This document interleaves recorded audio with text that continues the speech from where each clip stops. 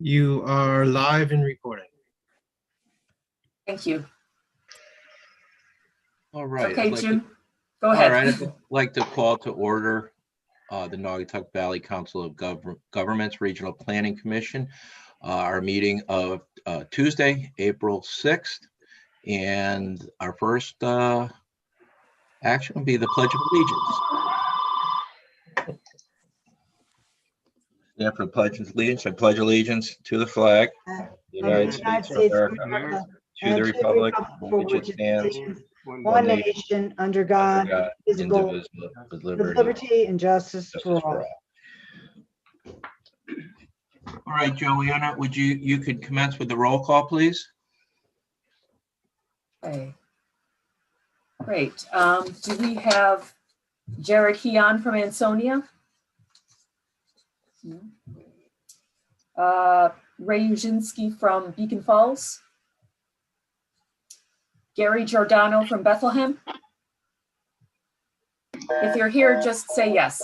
Yes. Okay, thank you. David White from Bristol? Here. Great. Gil Lindner from Cheshire? Nicole Signoli from Derby? Here.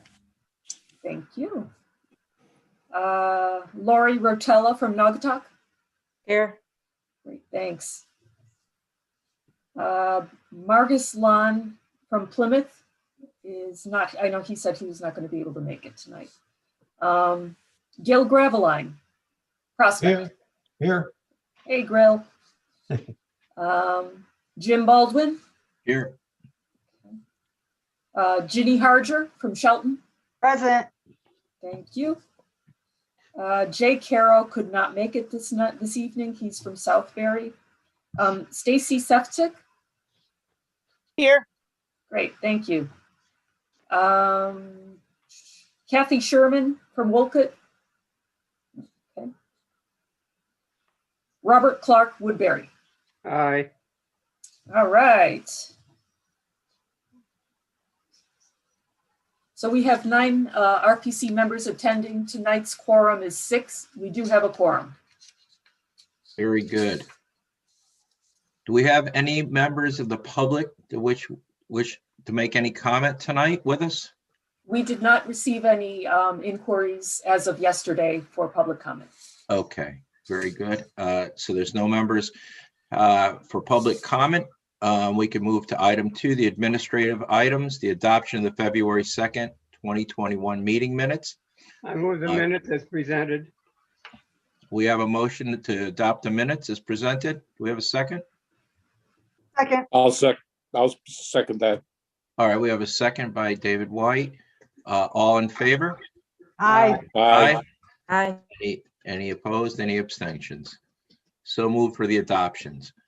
Item B are the referrals from that the staff has prepared. Any questions on those? I will present those that were presented to us since the last meeting. Okay. I do want to say first, it's good to see a lot of you in the audience tonight who have been in my past, and it's nice to see all of you on screen. You know who you are, as they say. We had a total in the last 2 months, we had 14 referrals that were given to the Naugatuck Valley Council of Governments, of which 9 were from private individuals or firms, 5 were from municipal agencies.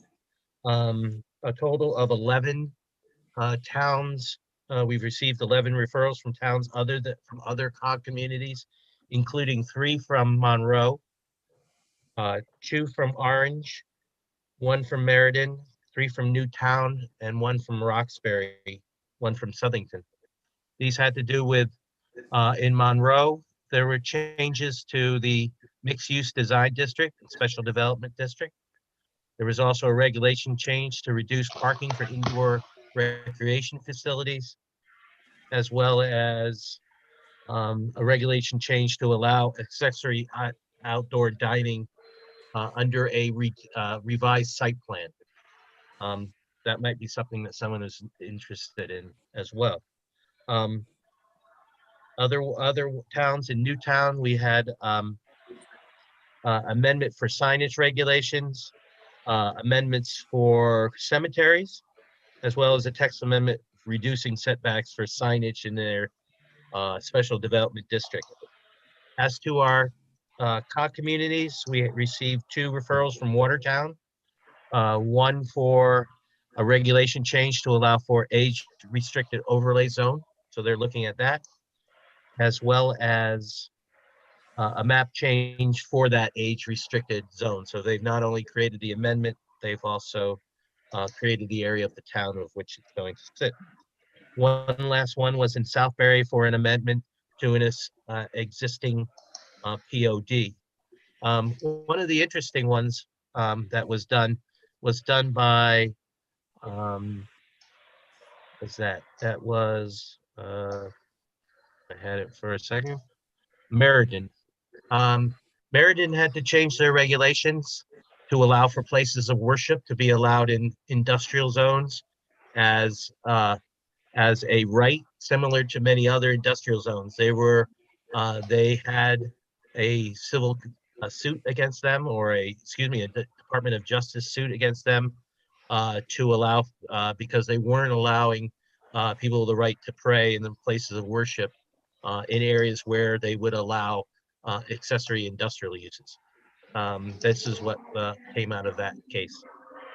So we had 14, and if we have any questions, I'll certainly be glad to answer those this time.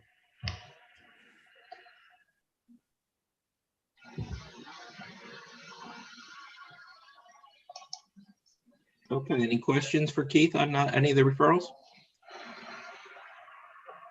Okay, Joanna, we go to the correspondence. We have correspondence tonight. I don't have any formal correspondence, but there have been some inquiries about the Senate Bill 888, which is going to legalize the recreational use of marijuana and how that would change land uses in municipal towns. So other than that, no. Okay. All right. Item 3 is the discussion regarding the various state bills pertaining to zoning and land use proposed during the Connecticut General Assembly 2021 legislative session. Yeah, I thought that we could do this as a more of a what bills are top of mind for the group this evening. I know that what's often known as the desegregate CT bill is State Senate Bill 1024. It's gone through some revisions, but I know that there's been some very strong commentary on that bill. So I thought this would be a chance for the group to raise some issues or raise their concerns and talk about it with your, with your okay, Jim. Yeah. I had briefly had a conversation, and Keith provided me with some information, I believe, on that. I don't know if all the other members received or have seen that proposed legislation. Oh, yeah. Yeah, I had sent out a memo that the COG staff had written, myself and John DiCarlo, just kind of giving the nuts and bolts and what some of the commentary was about regarding 1024 and some related bills. Yeah, definitely is an interesting piece of legislation. So I know that Ginny and Stacy Sefcik had some commentary that they submitted. So I was just wondering if they wanted to elaborate. I'll defer to Stacy. I think she did an excellent job with her comments, as these bills would impact a small town like Hamilton. We may not have some of the issues with a transit-oriented district, and anything that they proposed, to tell you the truth, it was quite alarming to me personally. So I'll follow Stacy if she has any comments.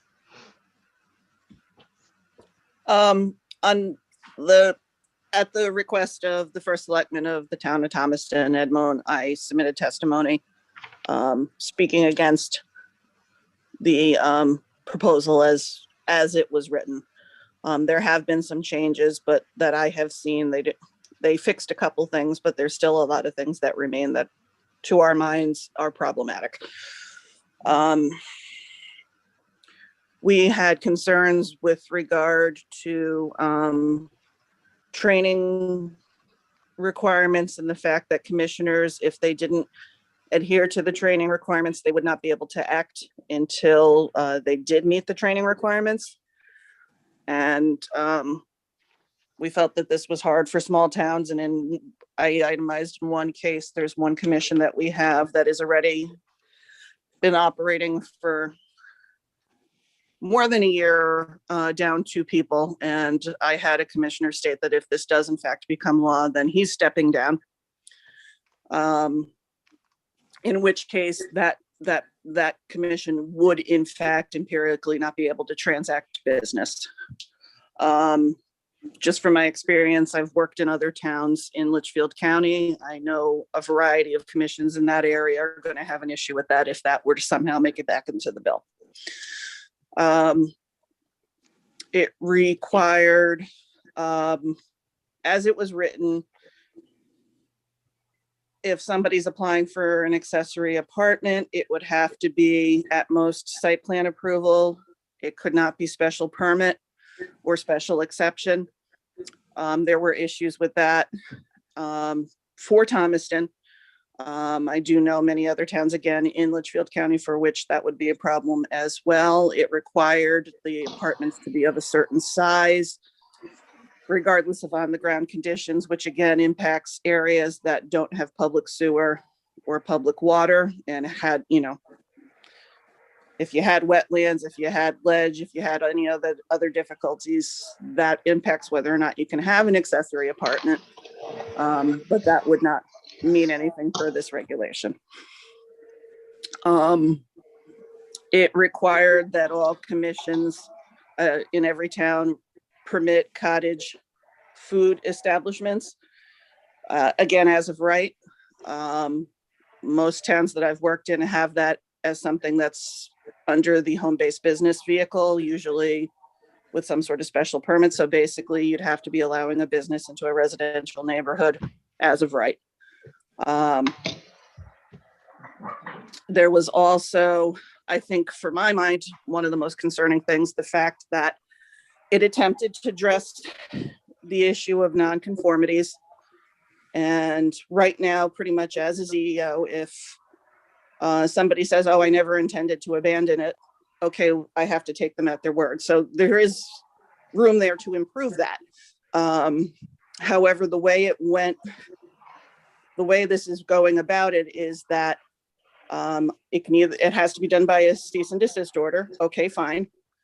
But the person who would hear the appeal would be the zoning commission, not the zoning board of appeals, the zoning commission.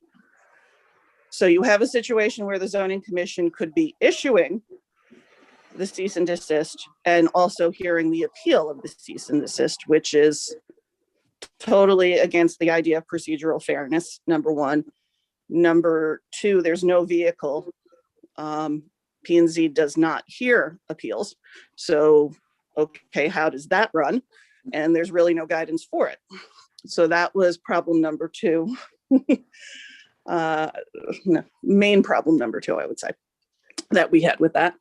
The way it is worded, you cannot have, well, the accessory apartments have to be subject to everything the same as a primary dwelling. And it specifically called out height. You could not have a different height restriction. Well, and that makes sense when you think of accessory apartments in a, as an addition onto a main dwelling unit. However, there are situations where an accessory apartment goes into an accessory structure on the property. And I know many towns will allow an accessory structure to perhaps be closer to the property line. In exchange for that, it has to be shorter. It can't be as tall. So as I read that reg, it set up a situation where somebody wants to put an accessory apartment in an accessory structure. they still would have to allow it to be the same height as the primary structure. So, okay, what if your town has a height limit of 35 for primary, for a single family dwelling unit, but for an accessory structure, it's 15 and they're allowed to be 5 feet from the property line. Well, now you have to allow that accessory structure to be 35 feet. So that was another problem we saw with it. We had another issue for those who have water pollution control facilities.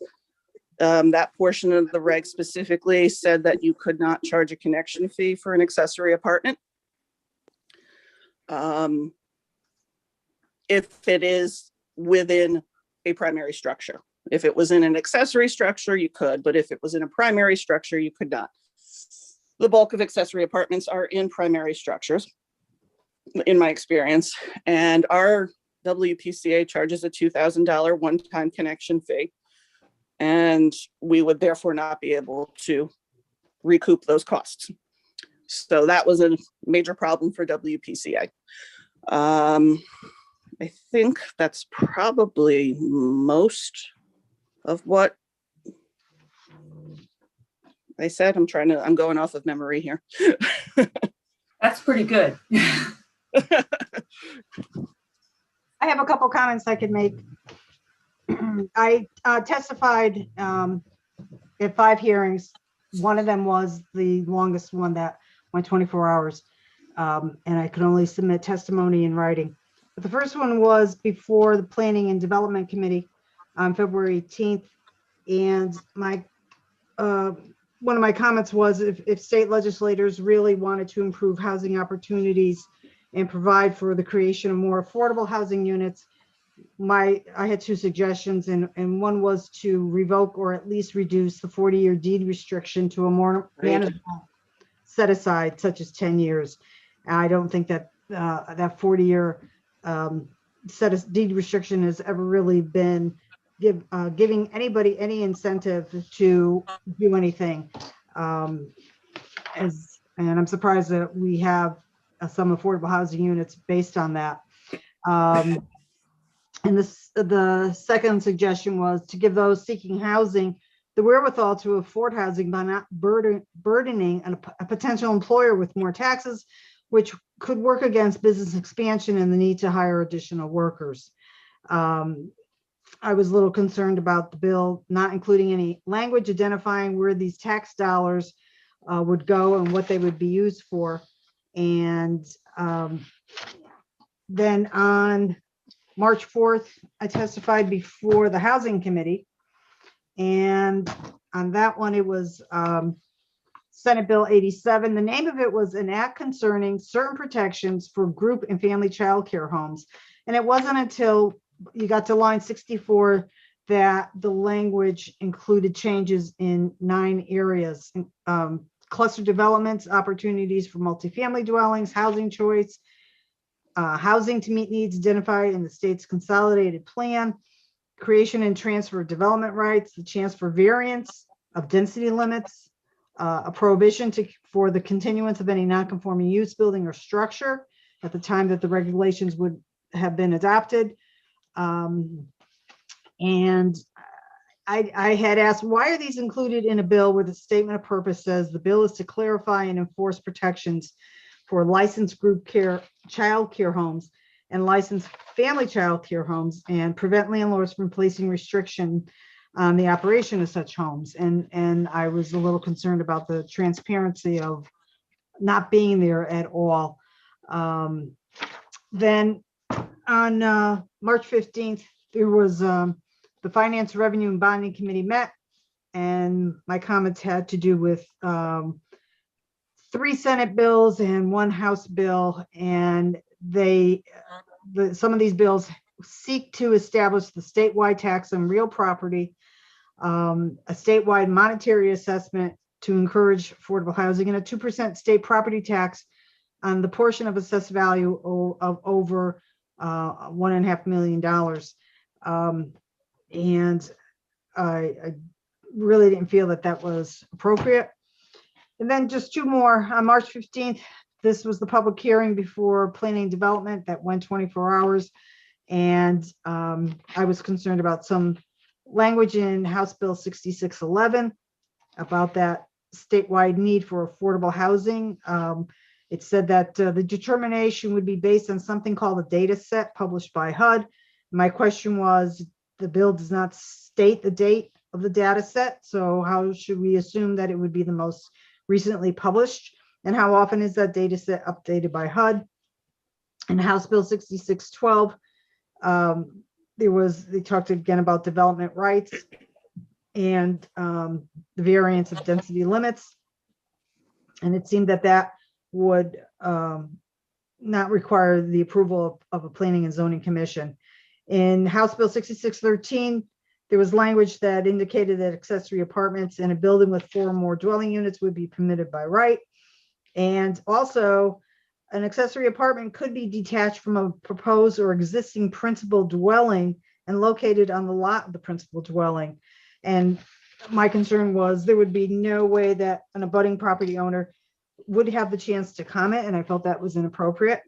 And I had said, who would like to be the homeowner who looks out the window or arrives home one day to see a foundation being dug for a structure he or she had no knowledge of? And again, they talked about accessory apartments would be allowed as of right, and I don't particularly care for anything that's automatically as of right when it's going to impact a neighborhood. And then finally, the last one was again before the Planning and Development Committee, and that was on March 22nd. And it was about Senate Bill 1068. Again, it talks about affordable housing. And again, I brought up for that committee about reducing or revoking the 40-year deed restriction. So one of my comments was, if you in your personal life wanted to make an investment, would you consider a program that does not permit you to fully receive the benefits of your investment for 40 years? I didn't think so. And again, that particular set aside discourages private investment. So that's about it. I think those are very good comments, Stacy and Ginny. I think that you stated them excellent, and I'm glad you got the opportunities to testify on that. It was quite a process, let me tell you, because I had not done that before. And if you've never testified, it's definitely a learning experience. You sign up, they send you an email to say, okay, we've got your registration, and then you've got to poke around the Connecticut General Assembly site to find out what the speaker list is, and that's how you find out where you are on the speaker list. For a couple of them, I was a couple hours into the testimony, so it wasn't too bad. So I was able to keep it on my computer, but leave the room as I had to do things around the house. But there were a couple that I didn't get to testify until like 10:30 at night, and that was really annoying. And the one that went to 24 hours, I stayed up and checked in throughout the day, and then finally at midnight, I said, I'm going to bed. And when I got up the next morning and turned on the computer at 6:30, I looked to see where they were in the speaker list, and it was amazing how much they really hadn't moved. I think people had dropped off during the day, and as people, there is an administrator that controls who gets let in to the room. You all log in, but you're in a waiting room, and as he or she sees that your name is coming up, you'll see a little message come up on the screen to unmute, and he'll be getting ready to, or she will get you ready to move into the main room. And then once you start your video, your face pops up on the screen, and they'll identify you, and you go along. There is a strict, pretty much 3-minute limit on your comments. So for the majority of them, I had made sure that when I came up with my comments, I read them several times, timed myself, and I had to cut back on some things. And as you got up until about 2 minutes and 55 seconds, they would cut in with you're coming to your 3 minutes. And unless you had some questions, you're pretty much was, okay, if anybody have any questions, if not, thank you for your testimony today. and they go on to the next person. And I understand that they have a lot of people that have to go through this, but it was tedious. And I thought doing it by Zoom was a help, only because I cannot imagine how they used to do this in person, and people would have to be up at the Capitol all hours of the day and night sometimes. And I don't know how they managed it back then.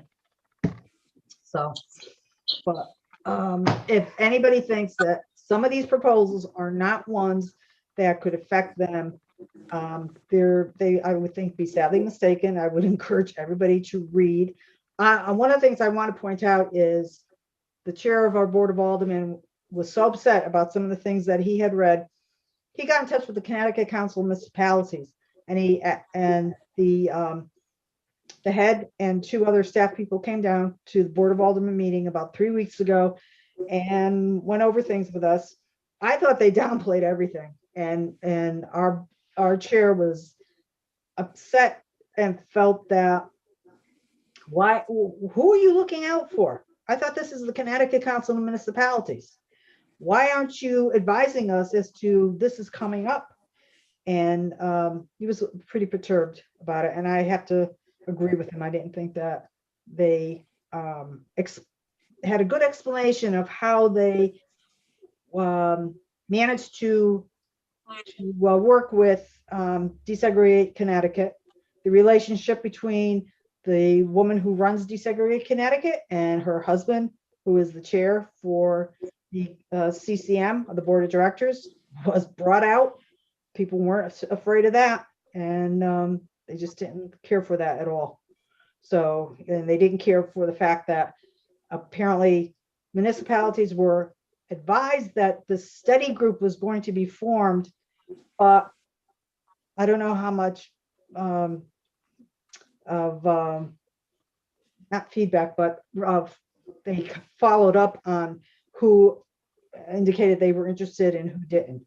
So I don't think it was a good cross representation of the towns and the municipalities in Connecticut. So I'll get off my soapbox now. Does anybody else have any comments they want to make on this topic?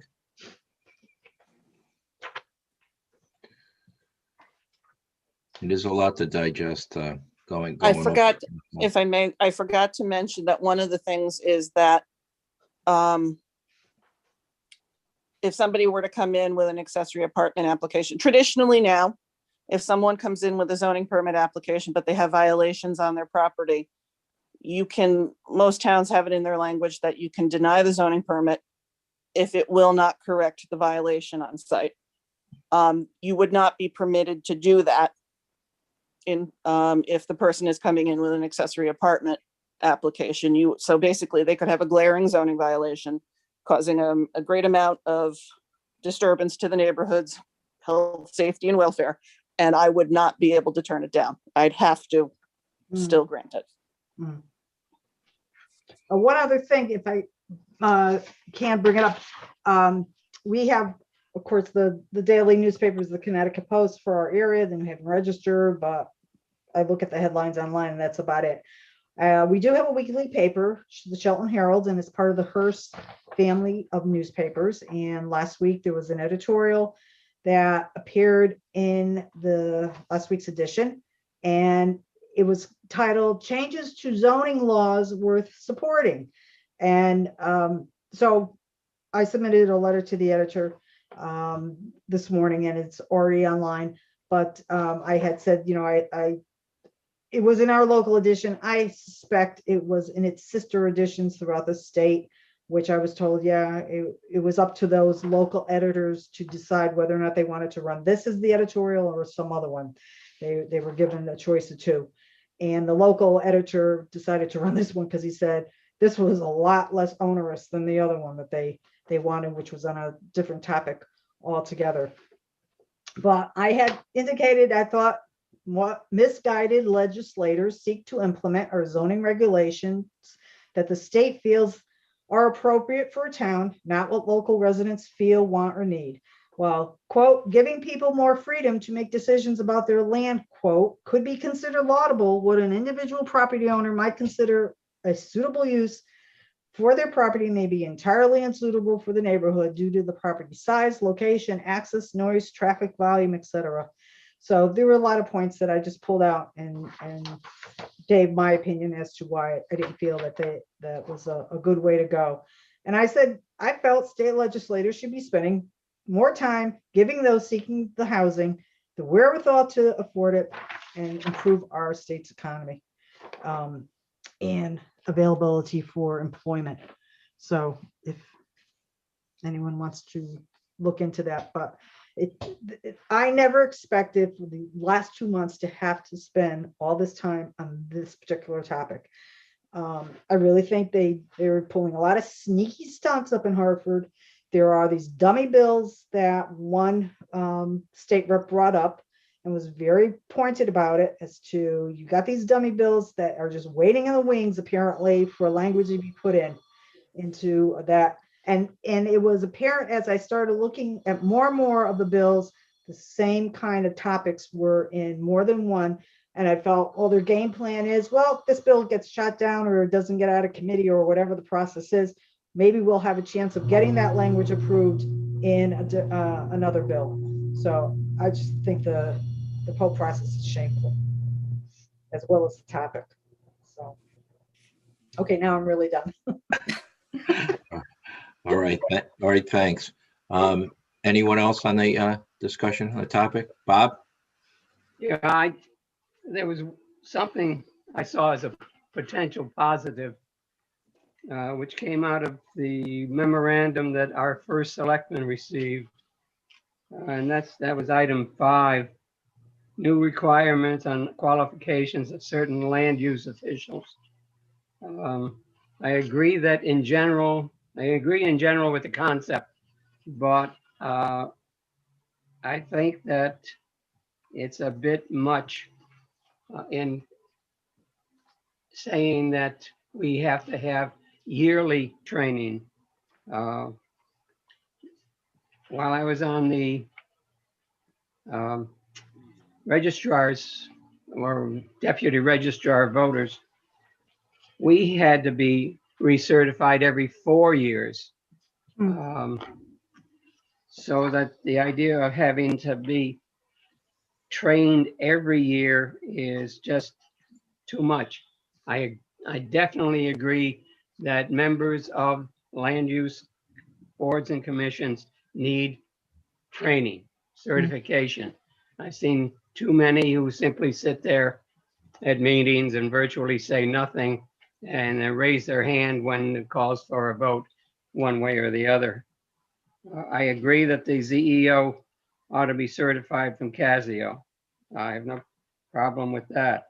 I think one of the best training sessions that we've had over the years was that held up in Wesleyan? Wesleyan, yes. Yep. Every 2 years. Mhm.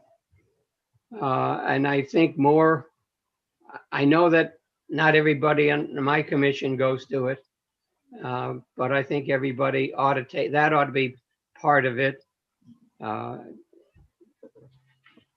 Let's see, I think that's essentially what I have to say about this. I would Thanks, Bob. definitely agree with Bob. And I wanted to comment that I had signed up for this year's, which was going to be a Zoom meeting at the beginning of March. And then a couple of days later, I said, geez, I did this 2 years ago. Why should I? And I actually reached out to the secretary to say, I think I'm going to have to cancel. Well, the president who ran the attorney who runs it, got in touch with me and said, Ginny, don't. It really would be important. What it is that we have a lot of updates to share with people about zoning laws that have changed and new cases that have been decided that would be very important for you to know of. So I did spend the day with another commissioner. He did it from his home and I did it from mine. And we went through he was the same one that accompanied me 2 years ago. And we did it together in person. But yeah, it is. And I agree that definitely there's training that every town should offer any commissioner. There is something that UConn does apparently, And apparently there's a book that is highly regarded, but it's been the update to it has been held up by the COVID situation. So there's definitely there are techniques that now that everybody pretty much has access to a computer, that they could be trained online. There could be a program very similar to one I had to take about 5 years ago, where you watched a scenario and then you were asked questions and then you answered them, and then the next part of the video was whether or not you answered correctly or not. And so it's, there's ways out there that you could be trained and do it in a comfortable manner. You don't have to all sit in a big auditorium. Thank you. Ginny, I went to that meeting also. Mhm. Did the Zoom one this year. I've done the other ones at Wesleyan, and I really liked the Zoom better, which I didn't think I would, being in front of the computer all day, but I liked it better. You could stand up, you could walk in your little area, stretch a little, and it is definitely an informative meeting. I go every year. I try to get my commissioners to go. We offer to pay for them now. It's still like pulling teeth to get them to go. I Yeah. offer all the training out there, but anyways, if we get one or two to go, Mhm. it helps. Yeah. Well, I think it's always important to expand on what Bob had to say, is that the municipalities really need to, if anything, we all have land use councils and all our municipalities and everything else. And for members of land use commissions, at very least, every year, should be well aware of the duties and responsibilities and the charges that they have. And that follows what Bob said. It's not enough to just be able to sit on a commission, but you have to understand what your duties and your charges are. Once you do that, I think you're going to be looking for the more education, and that's so you can actually, be reasonable and responsible to the position you're holding on the board. So with that, does anybody have any other discussion on the topic of the legislation? Jim, if I could just chime in. Sure. So I just wanted to follow up on my email from Prospect. It was Mary Barton who, this all started because a representative from the cannabis retailers contacted her about, what is the town going to do if this Senate Bill 888 gets passed with recreational marijuana use being legal. So, and she said that, Lori, you were also contacted by the same attorney, I believe it was. Yes, so I I just wanted to open it up to Lori, if you want to mention anything about it, or if anyone else was contacted by this representative. I'd like to find out. Well, he contacted me to see where our town stands with it, because if it does pass, they want to be able, he has, I guess, clients that are ready to go, and that they would come to the towns that already would accept them into it. We have no regulations at this time or against it, but yes, he did call me. So that's when I talked to Mary, and she said she was contacted also. Thank you. Do you think many towns it'll unfold like what most recently was when these craft breweries and breweries showed up in many towns that were following one another, trying to introduce zoning regulations to handle that? Could follow the same type of path. It could. It's a little different with this is it's in the planning magazine I just received also this month. It's where they are. They have to be in warehouses. It's not necessarily out in fields, if they're growing it, and then these warehouses, and then the fencing they put around it and the wire above it. It's not a nice look. So that's one of the concerns with that. And then the security and the whole bit. So this article is interesting if anybody gets the planning magazine from APA. Yeah, and I would like to add that I did follow up with the Central Connecticut American Planning Association. They've been following a lot of this legislation, and particularly I said, hey, I should just also mention there was another town from Southeast Connecticut that got a call from the same person, representative that I think Lori got a call from. We got and they it. were- Well, They're looking for model regulations that would address recreational marijuana use. And so I started putting together some model regs that are from the American Planning Association, because a lot of the Western states have already gone through this whole process. So once there's finalized a more revised and maybe a joint favorable type a bill, you know, we'll start adding those regs out there. Gil? Thank you. I read some of the information that Mary Barton delivered to us, and I was having a hard time trying to locate where it said something about the actual retail sale.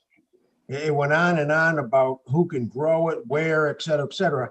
Will, do you feel that this would be very similar to like a package store? Like they give out licenses for package stores. Small towns can have 3 package stores, 4, they have to be so far apart, et cetera, et cetera.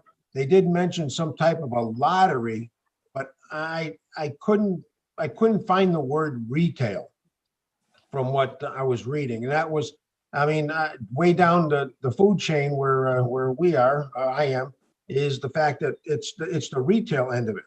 And if the state is going to regulate the heck out of this, you know, do we just say, okay, you can have it like a tobacco shop or a package store situation in a commercial area? And then the state's going to say, well, each town's going to get 2 licenses for retail. So, I mean, our hands, in my eyes, our hands are tied until they actually come up with something and say, okay, well, there's going to be 100 licenses for Connecticut.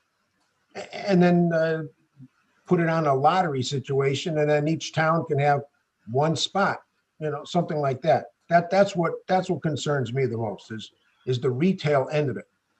You want to grow it, fine. Pick a nice industrial building with your with your barbed wire and everything else that goes with it, and you know, go from there. That's fine. That's out of the public. That's a confined area. It's secured. Let's hope so. And again, my main concern is would be the retail end of it. That's my concern.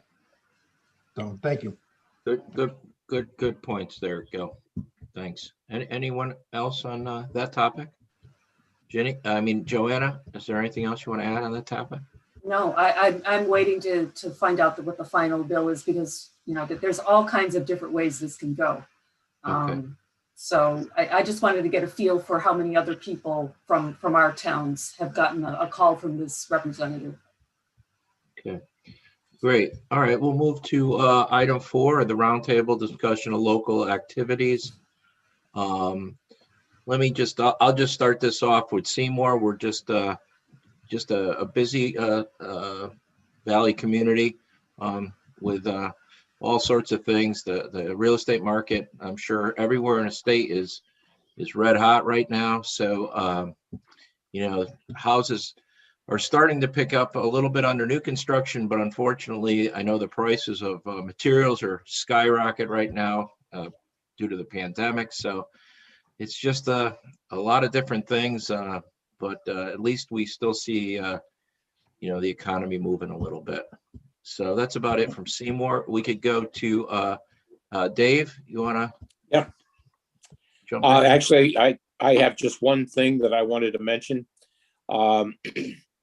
What started out as Depot Square downtown here in Bristol, we were trying to sell parcels. We have a commitment from Carrier for 4 parcels. It's going to be a combination of residential and ground floor business. Haven't seen any plans, but we're all very excited about that. As a matter of fact, there is 2 other places in town where they're going to possibly put in apartments or, excuse me, condos.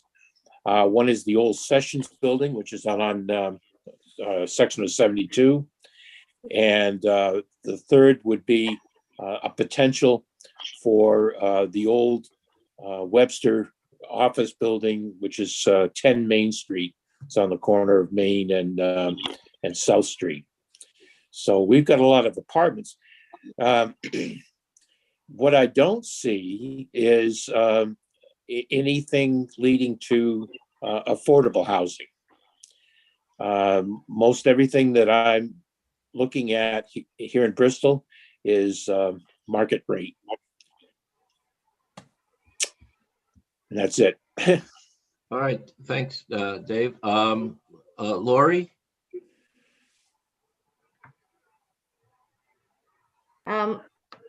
Right now, we have some things going on. Our real estate market is really hot too. We have like 12 houses available for sale in Naugatuck, which is extremely low from what we normally have. So the real estate market is great here, hot. We have a few things going on. Popeyes just got approved on Rubber Avenue. We're working on Duncan on Bridge Street. They're talking about moving across the street from their current location. We have a hot project on Prospect Street. If that gets through wetlands, we hopefully will close the public hearing tomorrow and see if we can move forward to the planning and zoning stage. That's about it right now with that sort of stuff. Hopefully we're going to be opening up and starting some festivals soon if the state allows. I think we can have, I forget how many people outdoors now. So we're looking to do all that again. And that's it for now. All right, thanks, Lori. Bob? I'm going to say that we've gone no farther than we had as of my report for last month. So nothing new. All right, thanks, Bob. Gil? Oh, okay, there we go. For Prospect, it's been a little slow in Prospect itself. We're finding that we're getting a lot of home occupation applications.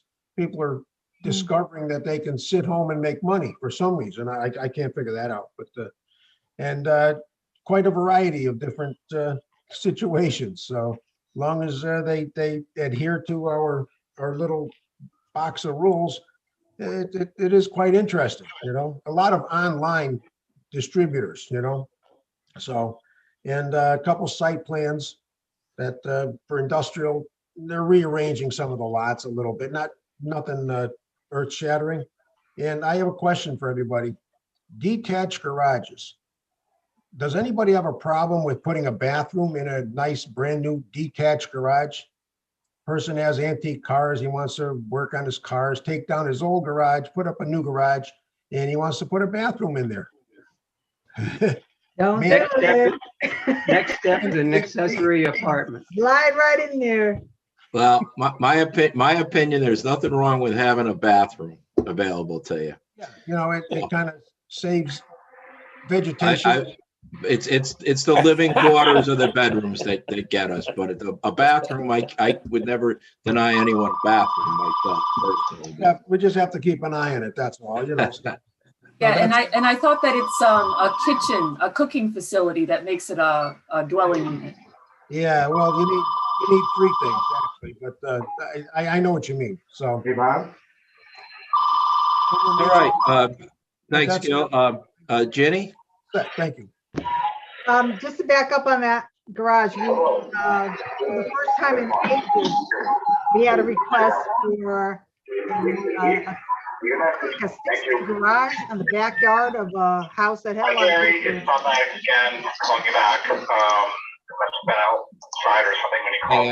I think that's Gary. Okay. Thanks, Gary. So anyways,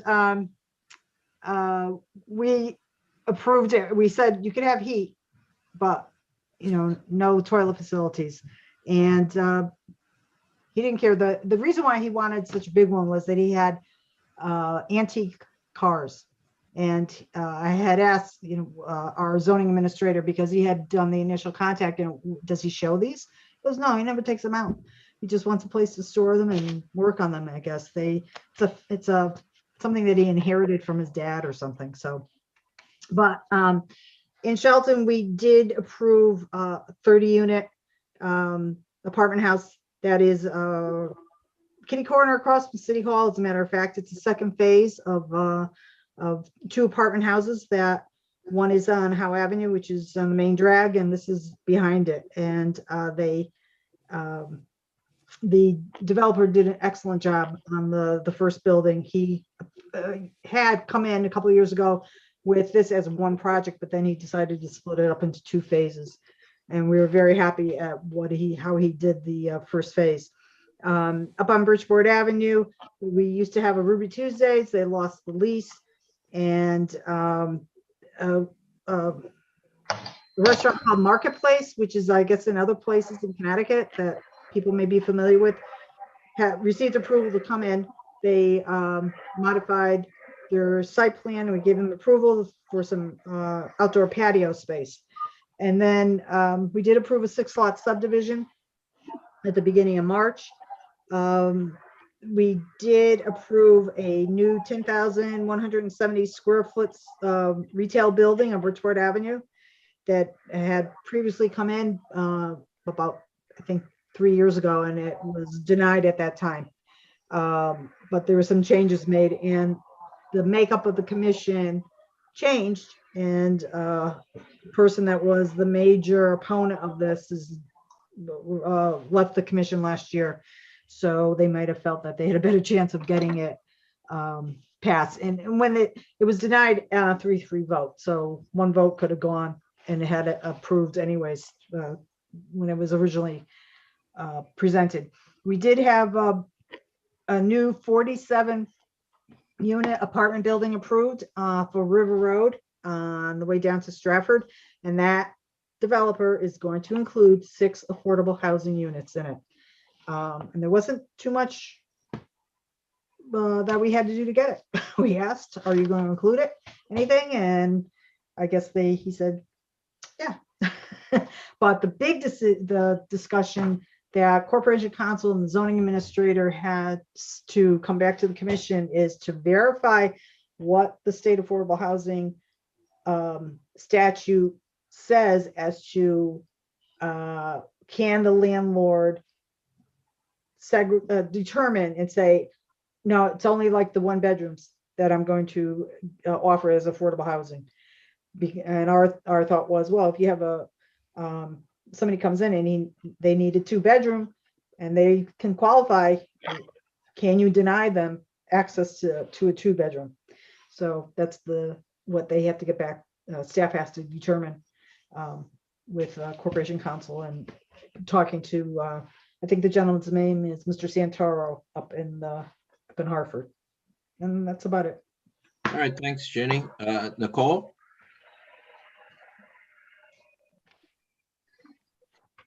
As an elector, I don't have all the details. The last thing many of the things have stayed the same for Derby.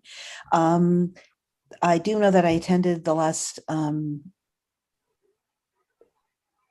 Planning and Zoning Commission meeting. For us, it's a lot more. We've been trying to go back to COVID. A lot more restaurants have been asking for expansion for COVID, outside seating, expanding different areas, parking lots, things like that.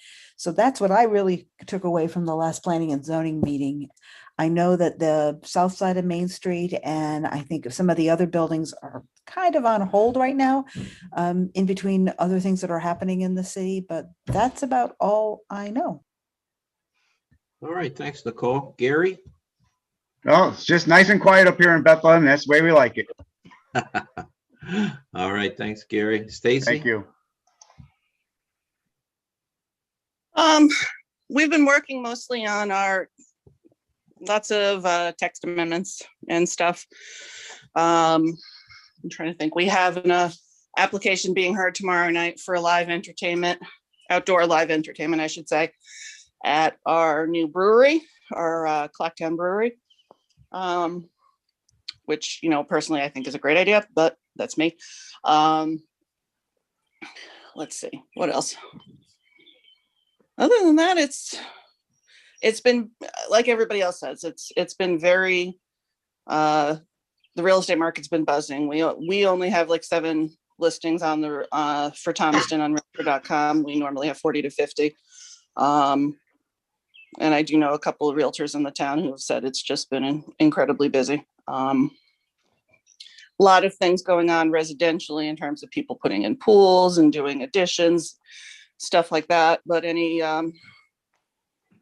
big project wise, that's pretty much what's going on right now. All right, Stacy, thank you. Did I miss anybody? I think we covered everybody, right? Gil?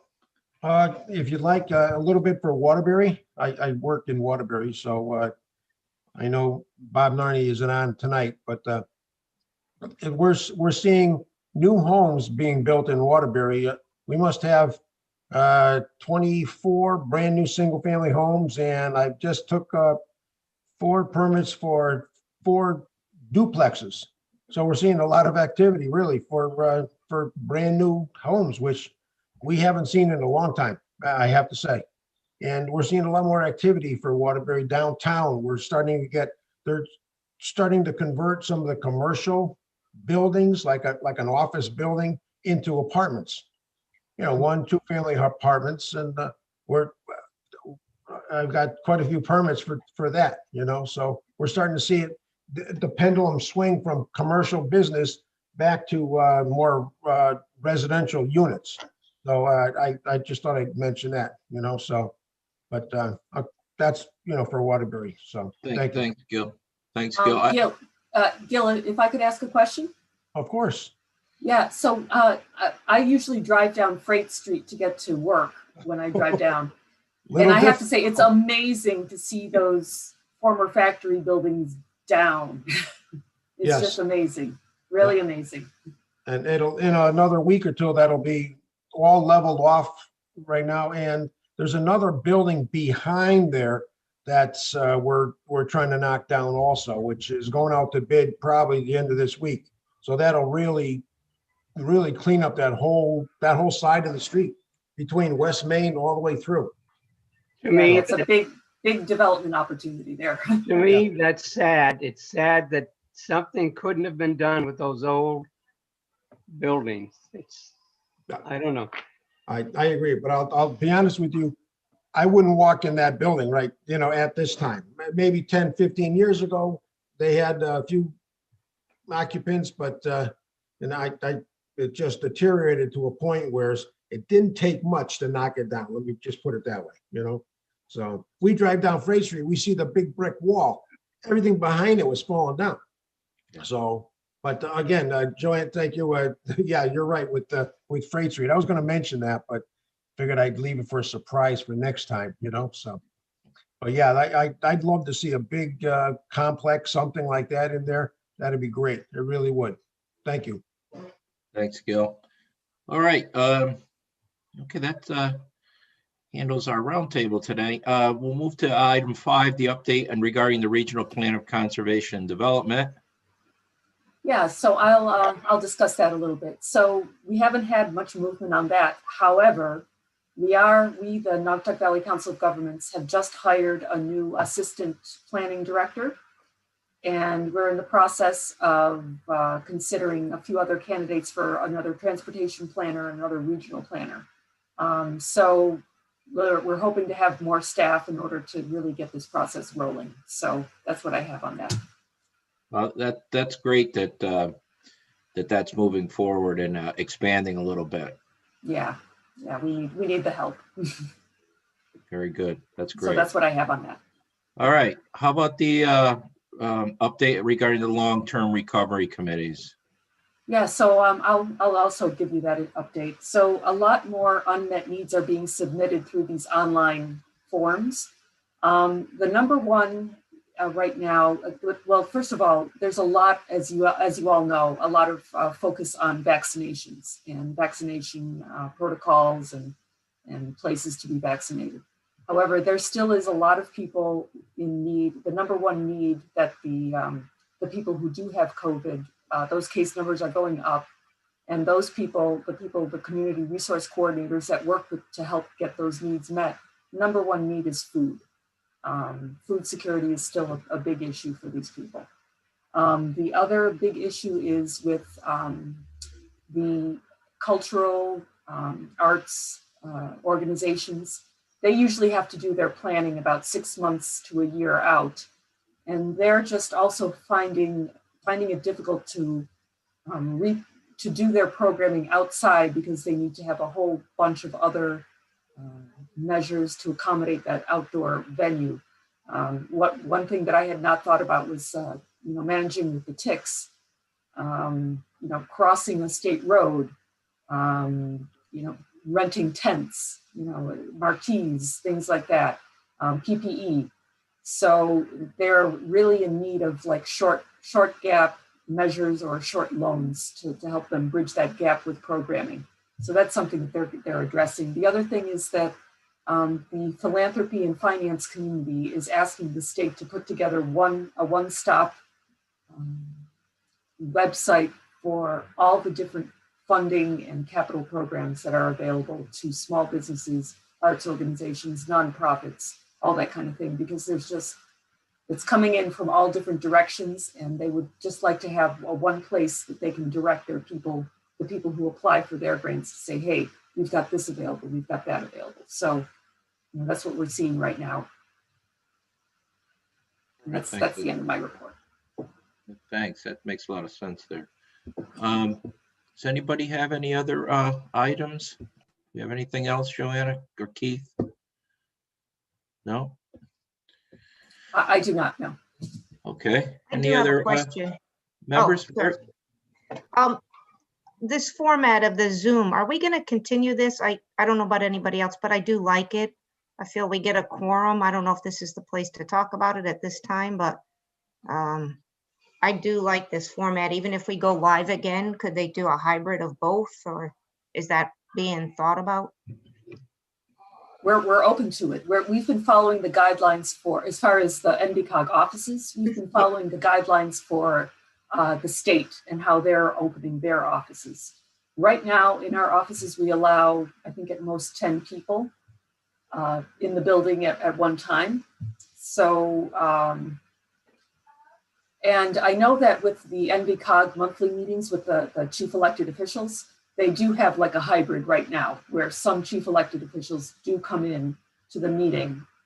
I'm going to leave it open to the group. How do you guys all feel about that? Hybrid, or, we still have a Zoom account. We can still use it. I think if it brings people to the meeting, we should offer that option. That's my opinion. And I'd be I have to say, I find it convenient too. We're finally getting a quorum. Actually, Bob? 3 people more than what we need, so it's nice. I'm just wondering if it might be the opportunity, Joanna, for us, if we continue this, where we can, I believe it's 2 members from every town that has the opportunity to be on the board. Correct. So this might be an opportunity for us to, or in a way that we can increase our members and get a little more participation from each municipality if possible. And we may benefit from it. So I kind of like this as myself, and from not driving up to Waterbury, but Bob, did you have something you want to add? Yeah, Joanne, you said 10 people per building. Do you mean per floor? I meant in our office. So our office is on the 3rd floor. So yeah, 10 people right now. And for those of you that have been in our office, that we have a conference table that usually sits about 20. We've got about 8 or 10 seats around there right now to keep the distancing. So it would be beneficial to keep the hybrid then. Right. Anybody else want to comment on that? Well, it looks like for the short term, we're going to stay right the way we are, right? Yeah, and what I can do is I can send out a survey, and that way people can just say yes, no, or give their own opinion on how things might be best for them. Well, I think actually the last few meetings that we've had on Zoom, the members that are present tonight have been the members that have been present all along. Mm-hmm. I know that from Seymour, one of the other people that had represented Seymour, he became ill and passed away. So we're looking to, get another, someone else that would like to join in. So if other municipalities could follow the same, it'd be, I think it'd be a good opportunity for us to increase our presence anyways. And I guess what I would also add is that we've been talking about, revising this whole group. And I guess what I would say is that perhaps for the new fiscal year, which for the Naugatuck Valley Council of Governments starts July. So it ends June 30th, begins July 1st. Maybe for that particular meeting, I can't remember if our meeting is in July or June, but I think it's June that our meeting is. Perhaps we could have a final recommendation to our CEOs for how to move forward with, a quorum. We've consistently had enough of 6, those types of things. I guess that's something maybe the executive committee can talk about in a little bit more detail than we could talk about here. How do people feel about that? Like kind of doing a fresh start with July 1st. I would agree to that. Sounds good. All right, is there anything else that we want to go over tonight before we adjourn? All right. Everybody get their shots? I got my first one. Do. All right. Thursday. All right, can we have a motion to adjourn, please? So moved. All right, second. All I'll right, all in favor? All right, everyone stay safe. Thank you. You too. If I could just Thank ask who was first and who was second? I didn't see. Bob was first, I believe, and Gil was second.